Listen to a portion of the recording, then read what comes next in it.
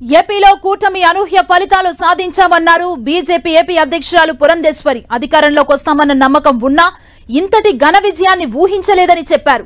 5 ఏళ్లుగా ప్రజలు సంక్షేమానికి దూరమయ్యారని, జగన్ విధ్వంసకర పాలన, పక్షపాత ధోరణికి వ్యతిరేకంగా ప్రజలు కసితో ఓట్లేసి ఆయన్ని ఓడగొట్టారని చెప్పారు. అనూహ్యమైనటువంటి విజయాన్ని మనం సాధించడం జరిగింది. పవన్ కళ్యాణ్ గారు మాట్లాడుతున్నటువంటి సందర్భంలో తెలియజేశారు.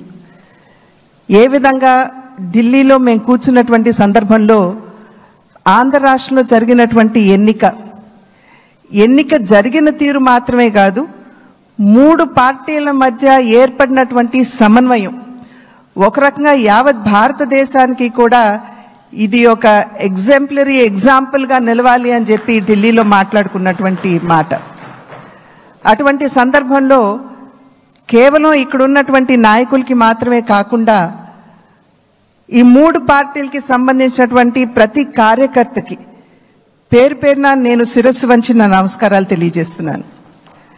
అదేవిధంగా తెలుగు ప్రజలు గడిచిన 5 సంవత్సరాల కాలంలో వారు ఎదుర్కొన్నటువంటి సమస్యలు, ఒక విధ్వంసకర పాలన, విద్వేషపూరిత పాలన, కక్షపూరితమైనటువంటి పాలన ఎదుర్కొన్నటువంటి సందర్భంలో అభివృద్ధి అన్న పదానికి అసలు అర్థం లేకుండా పోయినటువంటి నేపథ్యంలో సంక్షేమం, నిజమైనటువంటి సంక్షేమం అన్నది ప్రజలు దూరమైనటువంటి సందర్భంలో విసిగి వేసారిపోయినటువంటి ప్రజలందరూ కూడా మనం ఊహించలేదు.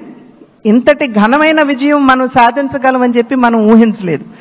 ఖచ్చితంగా అధికారంలోకి వస్తాము అనేటువంటి భావన ప్రతి ఒక్కరిలో ఉన్నప్పటికీ, ప్రతి నాయకుడికి వచ్చినటువంటి మెజారిటీని ఒక్కసారి మనం చూసినట్లయితే ప్రజలు ఒక కసితోటి ఎట్లాగైనా సరే ఈ యొక్క ప్రజా వ్యతిరేక పాలనకి అంతం పొందించాలి, జగన్మోహన్ రెడ్డి అనేటువంటి ఒక రాక్షసుడు ఎవరైతే పరిపాలిస్తున్నారో ఇంటికి పంపించాలి అనేటువంటి భావన ఏదైతే వారి మనసులో కరుడుగట్టి ఉన్నదో అది వారు బయటికి చెప్పకనే వారు ఓటు మాధ్యమంగా తెలిపినటువంటి నేపథ్యంలో వారందరికీ కూడా, తెలుగు ప్రజలందరికీ కూడా నా ధన్యవాదాలు నేను తెలియజేస్తున్నాను.